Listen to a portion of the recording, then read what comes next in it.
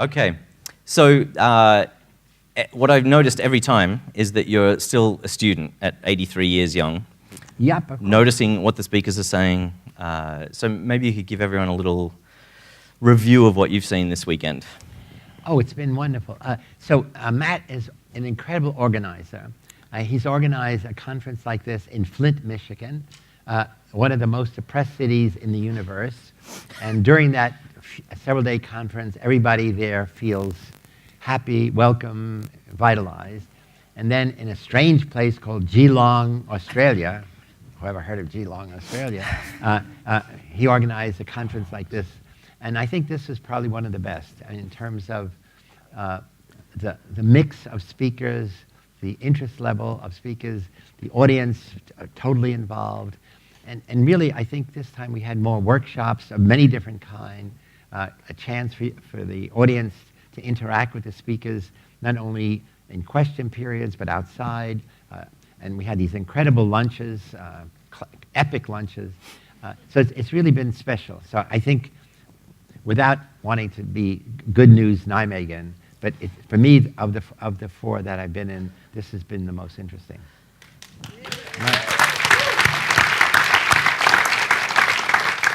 And also the most on time, I think. It's unbelievable. I mean, every conference you're in, the first one runs over 5 minutes, and then by the afternoon it's half an hour late, and everybody's apologizing. People, I gotta catch a train, a plane. Everything ended early, so that's the mark of a good circus ringmaster. No, I think that's a Dutch thing. Maybe. I put myself at the end to speak because I always know it's going to go late, and then I can just pull myself without having to worry about offending a speaker, but right. I had to speak this time. So what are some of the things that are on the top of your mind as far as heroism goes at the moment? What are the things that you're thinking are key? You've heard 20 speakers this weekend. Well, so we just had a session with Hannah and Ari about the need for more research on heroism. It's obviously an interesting topic to talk about. It's inspiring just to talk about it. It's inspiring to say, what can we do together to get young people to think of themselves as everyday heroes? But there's so many interesting questions about which we don't have really good answers. We have qualitative answers. People say, well, when people I talk to say this or that.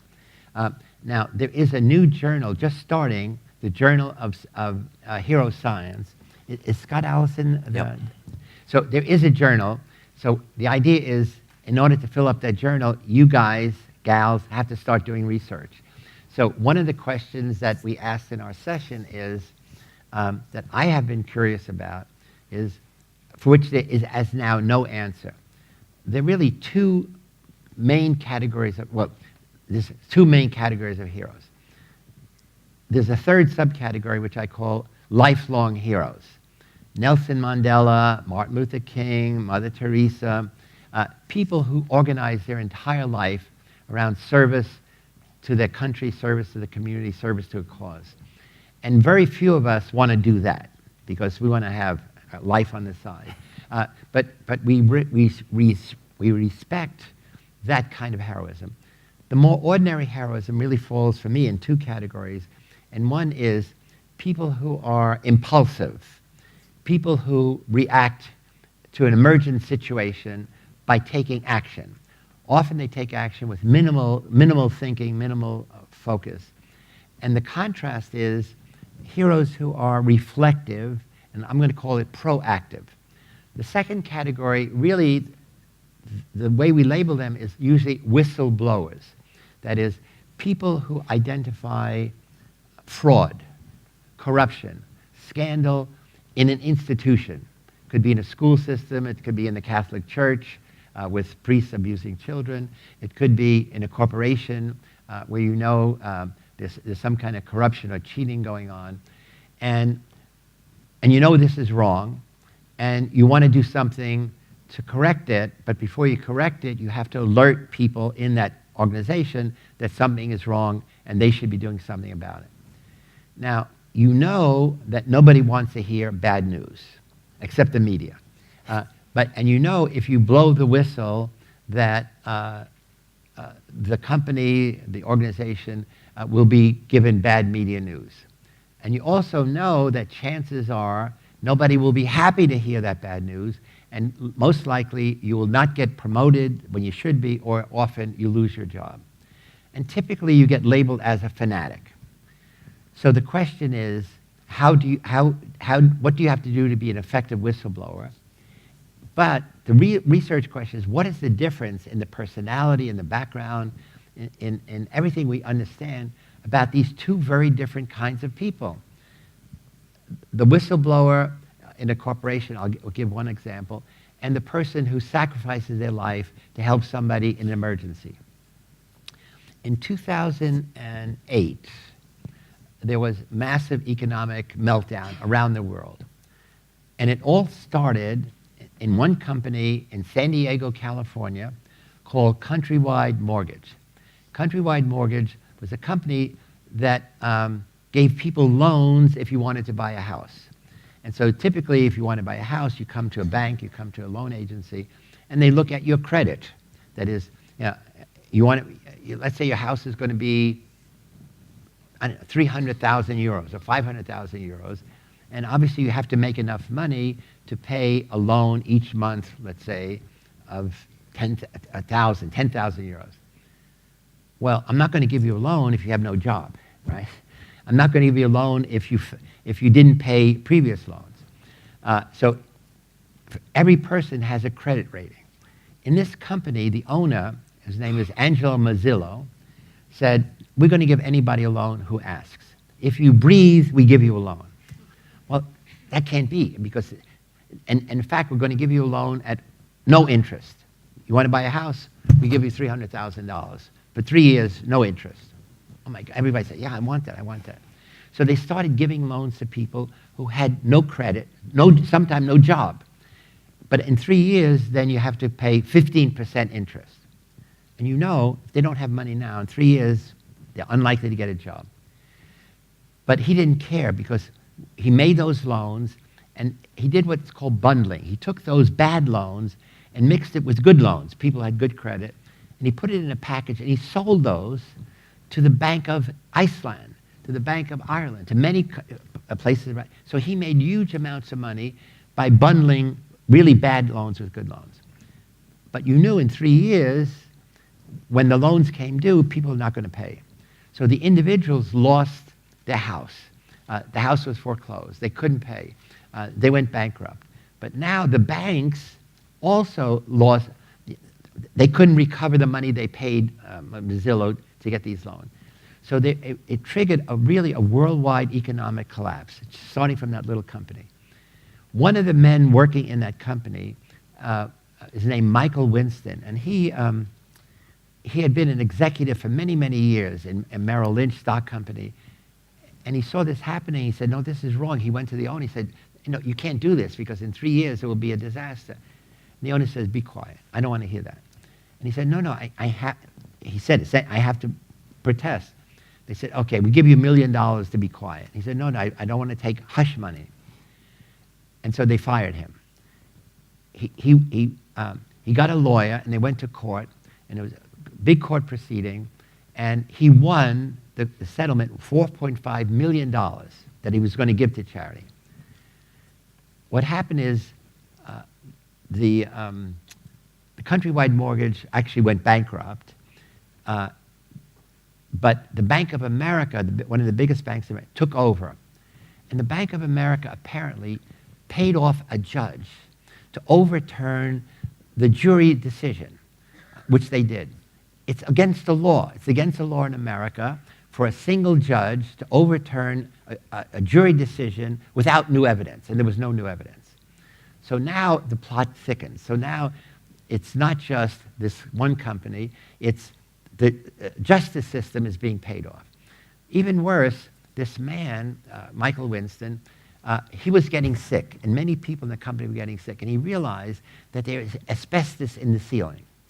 And he complains again, and people say, no, everything is fine. You're complaining too much. he makes contact with the Environmental Protection Agency to send somebody to inspection. They do an inspection. They say everything is fine. Star. He has gotten lung cancer. Many people there are sick in the hospital. And now somebody paid off the American Environmental Protection Agency, whose job it is to protect people against toxic waste, toxic substances. And it turns out, this is only a small part of it, it turns out that other whistleblowers were working for the Federal Regulatory Commission that regulates these, and they were bribed not to turn anybody in. So now there's a group called United Bank Whistleblowers, four men, each of whom is blowing the whistle on the American Judiciary, the Federal Regulatory Commission, Environmental Protection Agency, and I'm their psychological consultant, and we're trying to put together an expose, a TV series documenting each of their 4 stories and then implicating all these people at very, very high levels in America, in part to prevent it from happening again. But what's curious still is, what is the difference between these men in terms of their personality, in terms of, and our old friend Wesley Autry, who's always given as an example of somebody who did a very dramatic, daring thing, jumping on a subway track to save somebody who had fallen off the stage at the risk of his life. So a whistleblower doesn't risk their life, they risk a raise, they risk a promotion. But there are many people who do the dramatic thing of literally doing something, risking their life. But typically they do it, I think, without thinking of the consequences. So maybe they are what we call present hedonistic. That is, they never think of the future.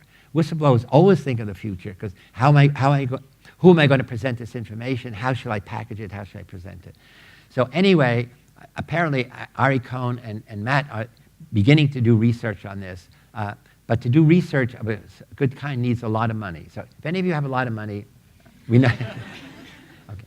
So too long an answer. I'm sorry. I'll keep it. So you know, one thing that we're interested in is teaching heroism, and one of those things would be to teach or prepare to train people to be whistleblowers if they see something wrong in their organization. But it's very difficult to convince an organization to train people to be whistleblowers, right? So how do we do that? Well, see, the key is, imagine you're the head of some company. You really should want to be the first person to know if there's something going on, other than if you're doing it. But in a big company, there's many different divisions, many different programs, and that you really want to know, you want people to blow the whistle, but to tell you first, rather than to tell the media. And you're going to reward them. You're going to say, essentially, when something is wrong, I want to know. So the president of the company has to take a heroic stand to say, my most important product is not the thing I sell, it's the reputation of my company as being fair, as having integrity, that we treat not only our employees well, we treat our customers well, and we will make profit if that's true, rather than my company is here to make profit for the stockholders. When that's my orientation, then I want to give people the least amount of money. I want to have people work their butt off. I don't care if they burn out. So we want to change the mentality of people in top-level management to say, you should be encouraging whistleblowers from within.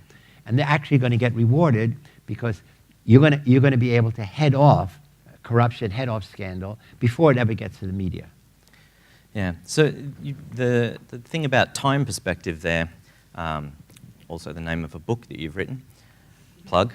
The Time Paradox. The Time Paradox. .com. So it's interesting that you say that the whistleblowers were thinking about the future, but I wonder if they were thinking about what had to be done, but maybe weren't thinking about the repercussions. Because Wesley Autry, you say, right, you jump in and you just do the right thing without thinking about, oh, I'm going to die. But do you really think that you've talked to Michael Winston a lot, do you think, was he really thinking about what the consequences were for his actions, or was he doing it because he was compelled to do the right thing? I don't know. That's a really good question. I mean, I think that's where having an interview-based research program to get these people and really get skilled interviewers to interview them in depth. That, yes, you're future-oriented, meaning in order to persuade somebody that there's corruption, I need a lot of evidence. What kind of evidence? But do you think that if I do this, I could lose my job? If I do this, I won't get promoted. I'm not sure. That it may be that it becomes a mission that you say, I don't really care. I'm not thinking about it because I don't care what happens to me. It's more important that I save the lives of other employees from getting lung cancer. But I don't know. That's an interesting thing, is that whether you're future-oriented is egocentric, meaning, hey, I don't want to lose my job. I have a family to feed. Should I try this? Now, again, one of the arguments I've been making all along is you are most effective as a hero if you're part of a hero squad, that you don't do it alone. So essentially, if I say, I accuse you of such and such, well, then I have to bear the consequences. If it's a bunch of us and we say, we together believe that, then it's a point of view. In any democratic society, a point of view has to be respected. Now, you could disagree, but if it's a single person, you get dismissed. You're a fanatic. You're a troublemaker. You're doing it to call attention to yourself. So essentially, we argue, even for example, in school with bullying, that is, if you're upset that somebody you know is being bullying and bullying is unfair, you form a hero squad. You get other kids who feel the same, and you confront the bully as a group. Or as a group, you go to the teacher. So things that you feel awkward doing alone, you have the positive strength of the group by saying, we believe that you should know, in a board, you should know that here's this something going wrong in your company that I know you would like to fix. So again, in almost everything we do that is heroic, the argument is it's better to do it in a group. It's better to do it in a hero squad is the best way to think about it. And we've been thinking, and we have to think through, it's a nice concept that kids like, that every school should have hero squads, that instead of waiting for something to go wrong, that you think, what can we do to make our school better? What can we do to make our business better? What can we do to make Nijmegen better? So that the hero squad is a creative problem-solving group. So rather than waiting for there's a problem to solve, it's how do we prevent bad things from happening? How do we promote good things? Yeah. I think it's important for those sorts of things where the kids or the employees or whoever it is are not getting specific directions on what their duties are, but they rather pick things to tackle themselves. Yeah, exactly. I mean, the problem is we give parents and teachers give students lists of things, do, don't do.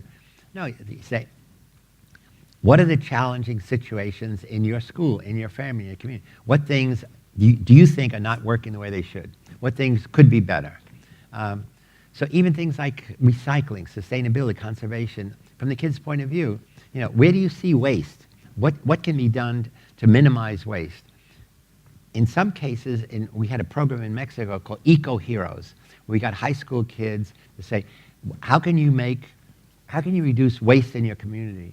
And some kids came up, they're companies that will trade, they give you cash for waste, that is, they recycle. And your school signs up, and you get a certain amount of money every week, every month.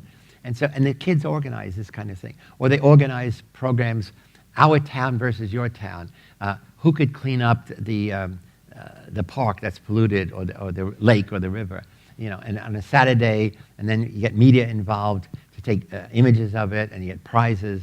So you can make things that seem like drudgery, like cleaning up a dirty park, cleaning up a dirty canal or river, into fun, into contests.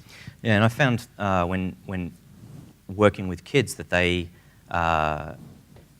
care about things that we don't think that they care about. I go in and tell them to find a problem in the school and how would they solve it, the two of them or the three of them. And I've had kids come up with their biggest concern in the school, the biggest injustice or problem in the school was litter.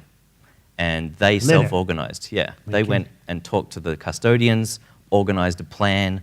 They asked the custodian what resources they had available, how many trash cans. They said that this place needs an extra trash can, and took care of the whole thing themselves. Another group said that swearing was the biggest problem in the school. And as teachers or supervisors, you don't think that kids care about swearing because you just hear them swearing, but there are kids that do. And one of the groups was really upset that there was a dress code for teachers. They felt sympathy for the teachers that they had to worry about what they were getting dressed. And these kids went to the principal and said, this needs to change. We're worried that our teachers are getting too stressed about what they have to wear in the morning. And completely genuine. And it's amazing when you actually just throw it at the kids and say, you tell me what the problems are, and then you work out how to solve them. Yeah, so, but I think it's, so again, the definition we've been using is, heroes stand up, speak out in all challenging situations in your life. So you decide what is the challenge. So one of the problems we talk about is how do you deal with prejudice and discrimination in general? Prejudice and discrimination against people of different sexual orientation, gay, lesbian, bisexual, people of a different nationality, different race. And kids really get upset about it, but you don't know how to deal with it. But if you say, here's a community problem, and the idea is, who cares about this? So not every kid will care about it. Who are the kids? So who are the kids who care? Okay, we form a group. We form a hero squad. How are we going to get people to stop doing things that are not good for our community? How do you confront that? How do you get them to say, you shouldn't say those things? Again, a simple thing. Many boys tell sexist jokes about women's breasts, women's butts. How do you get them to stop doing that? Because not all boys like that, and certainly girls never like to hear that. But in the same way, people telling racist jokes, and you stop telling a joke if people stop laughing. The only reason to tell a joke is to elicit laughter. So you got to tell people, don't laugh. And I see this in families where you have some relative who at holidays always tells a sexist or racist joke. And it's almost the same joke, and people hate it after a while, but they're smiling reluctantly. How do you get your Uncle Charlie to stop telling that joke? And so it's really part of what I call a courageous conversation. How do you get, and this is important in corporations, how do you tell somebody in a position of authority that what they're doing has an unintended negative consequence?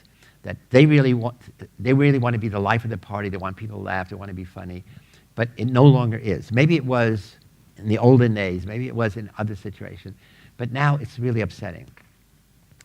First of all, you don't want them to be defensive because then they say, "Screw you, forget it." I won't tell it when you're here, but you don't want to tell it ever.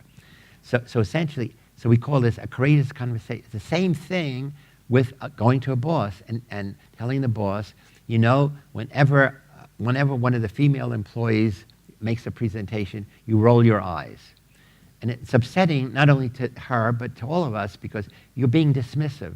And the question is, do you realize it? Sometimes it's automatic habit. Oh, God, here goes Molly again, same old stupid thing. So again, you always begin with a compliment. You say, I really like the way, for Uncle Charlie, you want to make everybody happy. I love the way you want to be a joke teller. So you start with a compliment, or the boss. I think it's so nice that you have this democratic attitude. You bring us all together to share our ideas. So you always start positive, say, feel good. However, or but, whatever the uppercase B is. But when you do this, when you roll your eyes, it's upsetting to us. And I'm not sure you realize it, but we wish you wouldn't.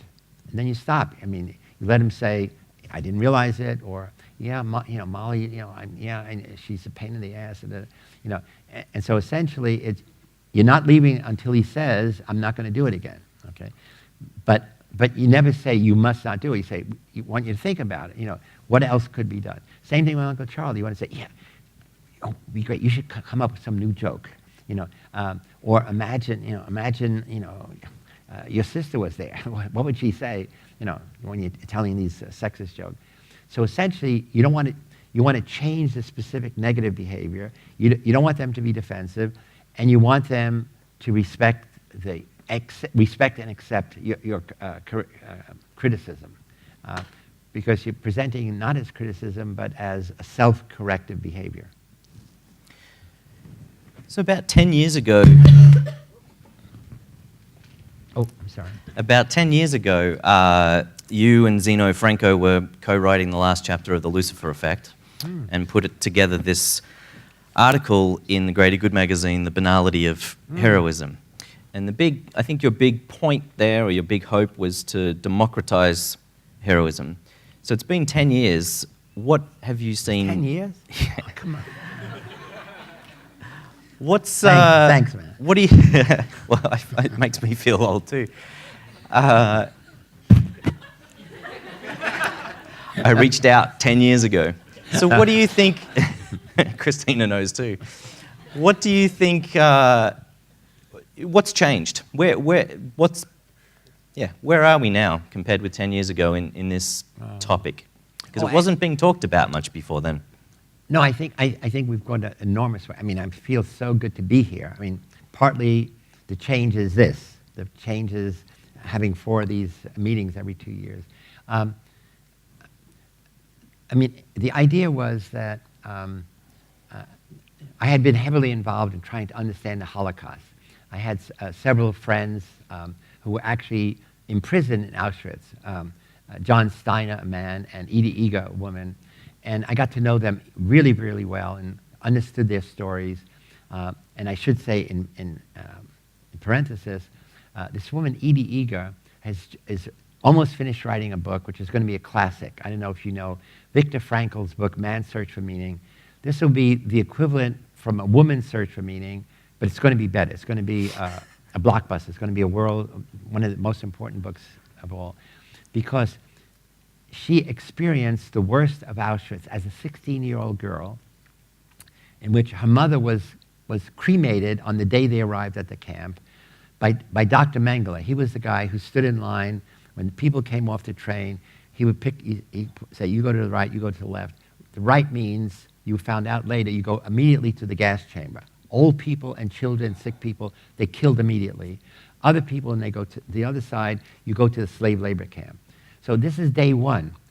The next week, she has to dance ballet for Dr. Mengele on Sunday, because he would have all Jewish musicians and artists. When he had a soiree, he invited other guards' family. And so here's the guy who sent her mother to death, and now she's dancing for him. And the reason she danced for him, she got 2 pieces of bread, one for herself and one for her sister to keep alive. And she has these stories, but for every story, she thinks, even now, she's 87, so she thinks of me as her little brother, and she's my older sister. For every story, she has a positive take on it. She said, you know, the one thing I knew that you can never take away the freedom of my mind. So when I was dancing, I was not dancing with Dr. Mengele. I was on the stage of the Budapest Symphony with the symphony playing, and they're playing Swan Lake. And so in my mind, I was free. I was not in a concentration camp. You know, and she says, and that's true of everybody, that you should never let your situation drag you down. You should never be the situation. You should always be able to maintain your dignity. So I'm saying, so here's these incredible people, these incredible stories. Where's I going? Where we've gone in 10 years. Yeah. So 10 years ago, the notion that that anybody could be a hero was an alien notion. That you had to do something really special. It's almost as if heroes do not walk on mortal soil. Heroes are unique and special. And part of that came from a whole history of male warriors, from Agamemnon and Achilles. In every country in the world, there's parks with guys on horses with guns and spears and whatever, who won wars. If you lose a war, you're never a hero. So you have to be a winner of a war and a killer, or usually it's not a warrior. It's somebody who sends men to die in battle. And so, in studying the Holocaust, and for me, reading about it, studying, talking to people, I realized that, Hannah Arendt had this notion that the problem with evil is that people who do evil, extreme evil, like Adolf Eichmann, who sent millions of Jews to death, they look like your Uncle Charlie. her phrase is, they are terrifyingly normal. They are like the person sitting next to you in the bus. They are not like cartoon characters. So our image of evil was really distorted the same way our image of heroes is. That we want evil to be identifiable. It looks like Lucifer, it looks like the devil, and we want heroes to be super special people. And her phrase was the banality of evil. That banality means it's ordinary. So she said, evil is not ordinary, but the people who do evil, they look ordinary when you take them out of the evil situation, when you take Eichmann out of Auschwitz and you put him on trial, he's an ordinary guy, he's a smart guy, he's an intelligent guy. And so in listening to it, I said, it's the same thing with heroes. That we should think of the banality of heroism, that most heroes are ordinary people. It could be anybody. It could be a parent. It could be a teacher. It could be little kids saving some other kid's life, some kid stopping bullying. So Zeno Franco had been a student of mine. We began to develop that idea. And the notion is, really, it's to take the concept of hero and first democratize it. Democratize means anyone can be a hero. Demystify. You don't have to have special talents. You don't have to be more religious. You don't have to you don't have to have a future orientation. You don't have to have anything special. What you have to do is have an intention, and this is where the heroic imagination comes, an intention to do good when you're in a situation, to be willing to risk standing up, speaking out, taking action. And then the last thing is to diffuse the notion away from solitary heroes, which is always male warriors, to the notion of a hero squad, people working in an ensemble. So those are the three notions we presented, the 3 Ds: democratize, demystify, diffuse. And I think, and we've written about it, we've talked about it, conferences like this promote these ideas, and I think our ideas are beginning to penetrate slowly. Our education program now is in 6 or 7 cities around the world. We hope it will be in Nijmegen very, very soon. And so the idea is to reach reach high school students and ultimately middle school students, and he's getting the primary school student, to change the way they think about heroism, and then get them to change their parents, to say, hey, this is something you might want to do. Here's a program I'm doing. How are kids working with their parents, on a Saturday program to clean up litter, or to do something positive, to work in a migrant camp, to work in a helpless shelter, work with orphans. So there are a lot of things that every city needs. There are more needs than there are people who are typically willing to fulfill them. But there are people available who I know, if they are aware of it, are ready and willing to take that first heroic step. Give me the 45-second answer to what heroic imagination is. What does that mean? Oh, it means heroism starts in the imagination. That is, it's imagining I could do, imagining I should do, and then thinking I will do. So heroism is about doing. Compassion, empathy is about thinking, it's about feeling. And what the heroic imagination does is it gives people the skills, strategies, and action orientation to transform the private virtue of compassion, empathy, into the civic virtue of action. In Poland, in Hungary, our organization is called Hero Square. It was a central place in Budapest where they honor heroes. But the motto is, you are what you do, so do it. I'm trying to get Nike to change their slogan from, just do it heroically. And if we get them to do that, maybe they'll give us some money. Yeah. Seems reasonable. So when should we expect the hero book penned by Phil Zimbardo? Oh, God. Put you on the spot. I'm so tired of writing. Put your hand up if you want to see the hero book by Phil Zimbardo. Oh. Would you buy this book? Okay, some people put their hand, they wouldn't buy it. All right. So how about a free copy? We've got a few minutes left. I want to get any questions from the audience. Thais is going to run to you with a microphone if anyone's got any questions. Here we go. I just want to ask. Maybe you should say who you are to the other people. Oh, Michelle, morning. I have a You association. spoke. Yeah. For whoever wasn't here yesterday. I just wanted to ask, because we're talking about companies and wanting companies to change what they're doing and to have whistleblowers and to want to do the right thing. But I've kind of got this idea about the global bystander where we all stand by and watch our governments do bad things, watch these companies do bad things. It came to mind when you were talking about that. Pfizer makes heart valves, and they produced a whole bunch of heart valves in the Caribbeans, and they had a crack in them. And then they ended up being installed in a lot of people. And what happened is people's hearts would explode and they would die. And so Pfizer made the decision, or a group of people at Pfizer made the decision, that it was cost prohibitive to replace all the heart valves they had installed, and that it was cheaper to face litigation from people suing them. Right. And so their stockholders, when they get their report at the end of the year, Right. or their quarterly reports about this problem, accept the fact that their company has made the decision to let people die Right. rather than replace these heart valves. And so my question is I want, or my appeal to, is to not just focus on the companies, but Right. the stockholders, all of us. We sit by very often and watch things happen.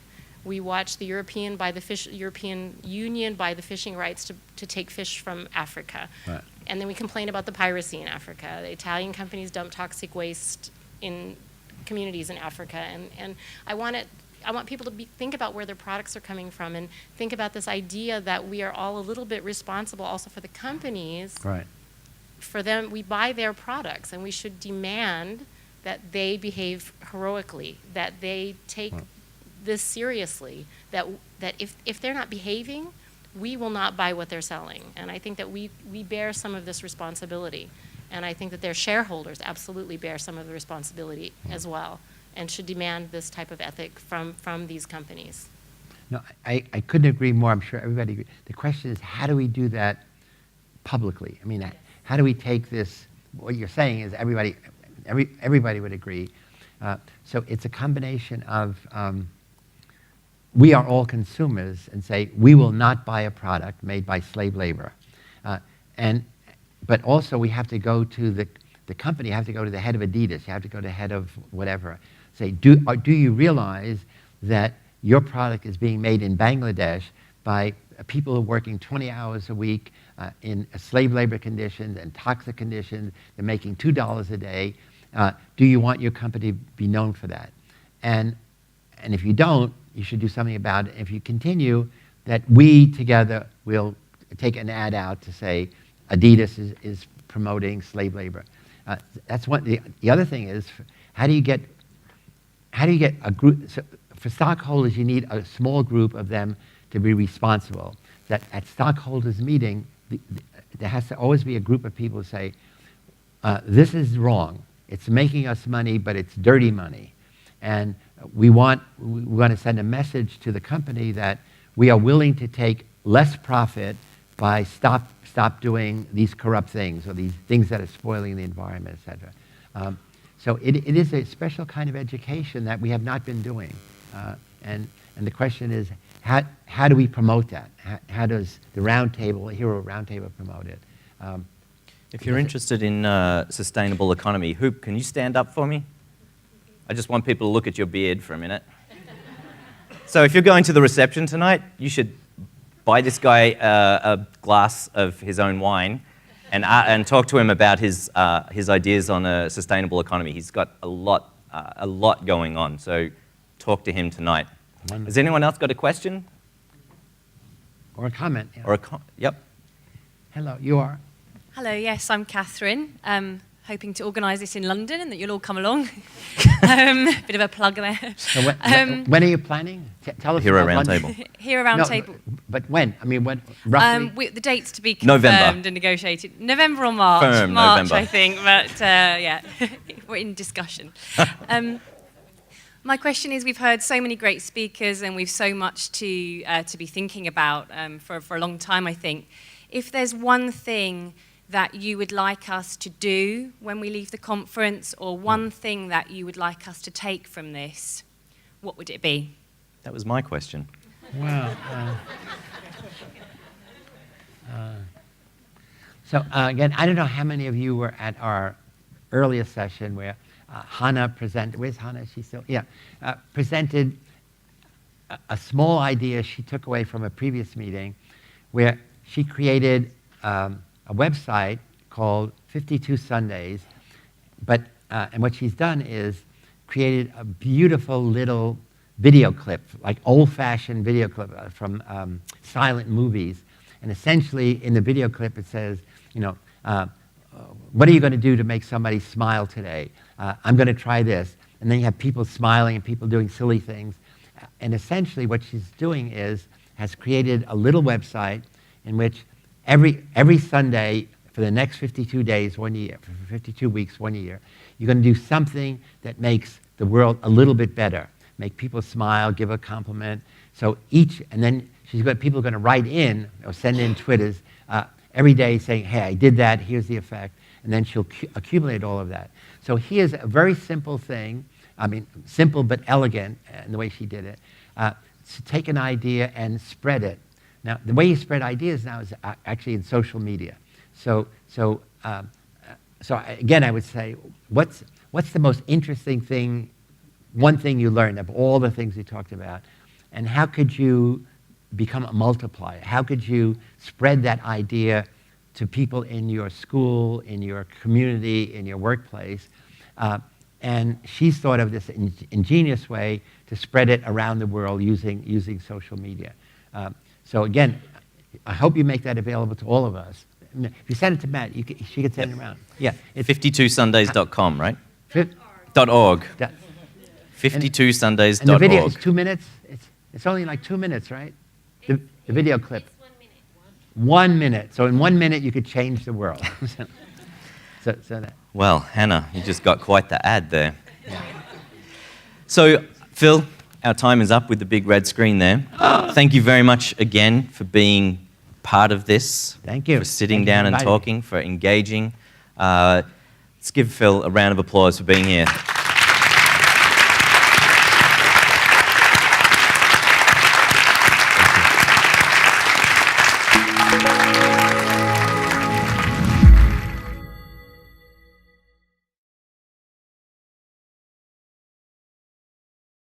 The Hero Roundtables are the global events that ask the question, what is a hero?